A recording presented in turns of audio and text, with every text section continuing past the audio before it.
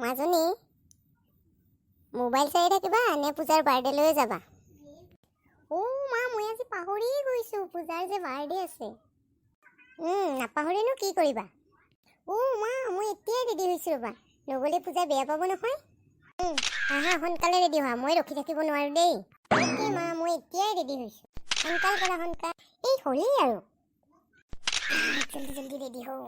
চেল্ফিটো ভালেই নহ'লে হ'ব দিয়া, এতিয়া নুঠোৱা, দেৰিয়েই হ'ল আৰু। ইমান দেৰি হোৱা নাই নহয়। আৰু ঘূৰি আহিব লাগিব, ৰাতিয়ে হ'ব। তোৰ এই চেল্ফি উঠা বন্ধ কৰিবিনে? মই ইয়াৰ পৰাই গুচি যাম। ক'তনো মোক চেল্ফি উঠা দেখিলা? হ'ব আজিৰ পৰা মই আৰু ক'তো তোমাৰ লগত নাযাওঁ। ফটো উঠা দেখিলে মানে সিহঁতৰ সহ্যই নহয় আৰু। হ'ব এতিয়া মনে মনে গৈ থকা।